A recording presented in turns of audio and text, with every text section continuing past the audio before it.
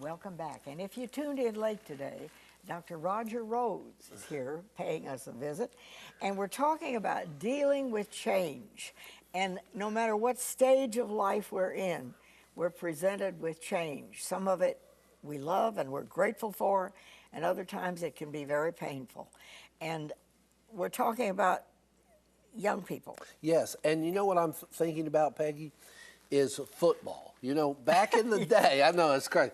Back in the day, you could play football during the football season, let all the football players rest up, and wait till the next season to get with it. Well, there's no winning team that does that anymore. No. When the season ends, they probably give them a week before you got to come back and start practicing. You got to come back and start doing weight training. Why? Because that's what the competition is doing. That's what, and it's that hard? Yeah. You know, if a person decides that they want to play ball, that's a commitment. And it's the same way with education. It's the same way with jobs. It's the same way with relationships.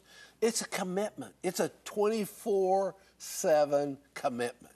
You got to wake up being married. You got to go to bed being married. You got to have dreams being married. And if you're not, it's amazing how you're going to wake up one day, you're not going to be married anymore. You know, that people thought they could just float through relationships like friendships. I'm just going to, we friends, if anything changes, I'll let you know. No, Peggy, that isn't how it works. If I'm not working on that relationship, investing in that relationship, doing the things I need to do, then I'm going to look up one day, I'm not going to have any friends. We have to be there for each other. Amen. With our kids and our spouses and our neighbors, and I think we can't lose that. We can't allow ourselves to lose what generations past had. They were there for each other. Right. Neighbors were there for each other. And just like I've talked about with football, we've upped the game. It's harder. I'm willing to say raising a kid today is harder than when I raised a kid. I'm willing to say that right up front. The bottom line is you can't practice just during the season. You know, you can't let the school raise your kid. The minute the school's over, they got a baton. Okay, they're handing that to you. So what, basically, getting down to just common sense. Right. What should parents, summer is here. Right. They should plan ahead for some activity or something that their children can be involved in during the summer. And that isn't always easy if the parents are both working. Right. It takes effort. It takes flexibility. It takes work, Peggy. It's hard. You got to hump it to provide for your kids. But I'll tell you, the one thing I notice is you wink your eye, your kids are gone. You know, I can remember, I was with my grandkids this weekend, and I can remember when my kids were the size of my grandkids. Yeah.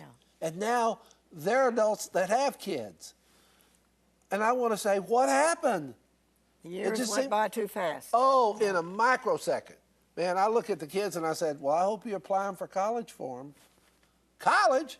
Man, they're not even in the first grade. I said, you better get ahead of it. Because you're going to wake up one day and say, what happened?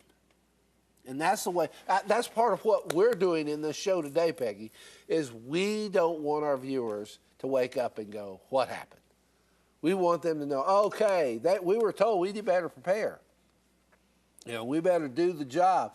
We need to stay in practice. We need to do the work. And when it comes time for the game to happen, we're going to be emotionally, spiritually, mentally prepared.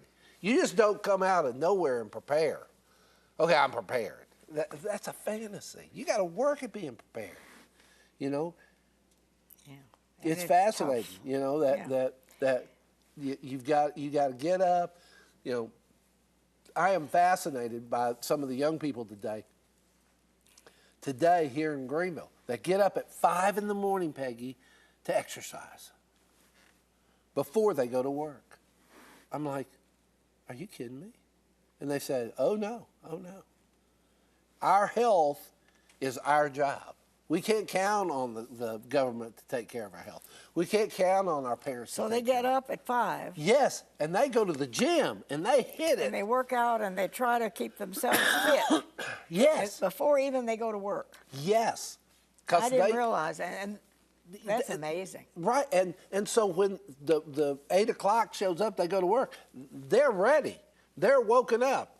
They're at the top of their game. They're in stride. And that's what, when we're talking about kids getting out of school and the summer, we've got to keep our kids, we may need to make the investment to keep our kids in stride. Because you no longer can afford for a kid to lose stride and try to pick it back up in August. Whoo-wee. Man, that's a tough time. That's a tough time for kids. Well, of and course, too a many parents, lot of teenagers are out there, bless their hearts, and it isn't easy, looking for a job for the summer, something they can do. Right. And there are more kids looking, I guess, than there are jobs available. Well, Peggy, now wait a minute. There are less jobs that kids want to do that are available. Oh. But, you know, the get dirty, get sweaty, smell bad jobs, they don't want to do. You know, I'm fascinated how many people, the young kids, I wouldn't be caught dead doing that. And I'm thinking, wow, that's a wake up. You know, because back in the day, you hate to say that, but back in the day, if I had the opportunity to dig a ditch and they paid me $1 to dig it, I'm picking up the shovel, I'm hitting it right then. And I'm thanking Jesus he gave me that dig. Do you think our society has lessened the pressures and on kids, or what? Well, I think we've, you know, touted the idea of difficulty. If it has to be difficult, no, you don't need to do that. If it has to be dirty and terrible, don't do that. You know, I'm fascinated in high schools. They no longer have sewing. They no longer have cooking. They no longer have woodwork. They no longer have auto mechanics. Well, wait a minute, man. Today, those are the people that we love. Wow, if you have the ability to do that. That's super special. But we're not even teaching our kids. We're you know, when was the... They've how much removed did you all those use, classes. Yeah, yes. How much have you used calculus today? I I always love that. You know, I haven't used calculus, haven't used trig, and I still don't know what X means. You know, I think that's a wake-up call for us. You know, we need to encourage our kids. It's going to be tough. You know, the bull is in the ditch, but you can get it out. And we want to support you getting it out. And we want to encourage you to get it out. But getting it out is up to you. You know, there's a lot of kids that parents are out there spoiling into uselessness, Peggy. I love that. Oh boy, spoiling into uselessness. You know that there are kids like this, like, man, you're not of any use. You're just so worthless. Because that child believes the world owes you. I'm going to tell you right now, the world doesn't owe you a thing, Peggy. You know, if you want something, you got to get out, you got to dig the ditch, you got to get it done. So you think parents should encourage their young people, whatever the job, as long as it isn't dangerous, for them to go out there and get involved? Peggy, I don't only believe that. I believe if you can't get a job, parents need to provide that for the kids. In other words, clean up the yard, wash the car, clean up the house. It's got to be done. I'll pay you to do that. You know, but it's a job, and I expect it done in a particular way. And if it's not, I'm not going to pay you. That teaches a child responsibility. It teaches a child to do the work. And boy, that makes, I'm just telling people, psychologically, makes for a healthier child, happier child, better life for the child. A child who knows how to do the hard work, Peggy, they're going to know how to get it done. And you and I know well, it's hard out there. Let me tell you, it is hard out there. But there are some people who say, hey, here it is, let's jump on it. And there's other people who say, I'm not doing that. And we don't want to encourage that kind of person. We don't want to say, oh, it's okay, that'll work out. No, it won't. You know? If you put your hand on the oven, it's going to burn it. Well, I want to be able to put my hand on the oven and it not burn. That's not possible. We need to quit teaching kids that. You know, that it'll all work out. It'll all fit in. It'll all go along. No, it's tough. You got to dig the ditch. You got to get out there. You got to get it done. And if you do, you're going to reap the rewards. The rewards, I think that's the one thing we need to teach our kids. The rewards are still out there. Rewards are still out there. Great things are still out there. Great marriages are still out there. And I see that every day, Peggy. Every day. I see people, I think, wow. I was listening to a presentation by a guy where him and his wife,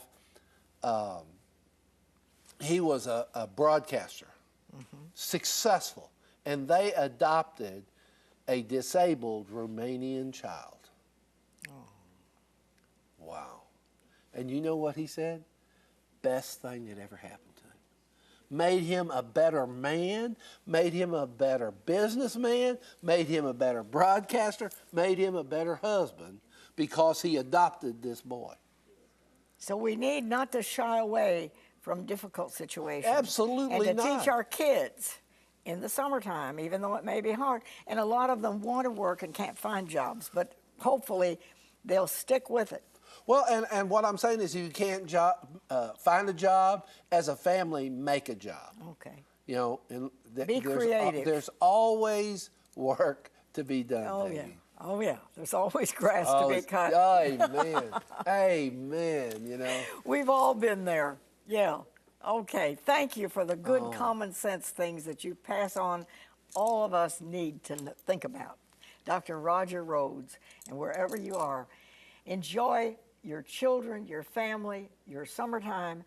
Work a little bit too. We'll see you next time.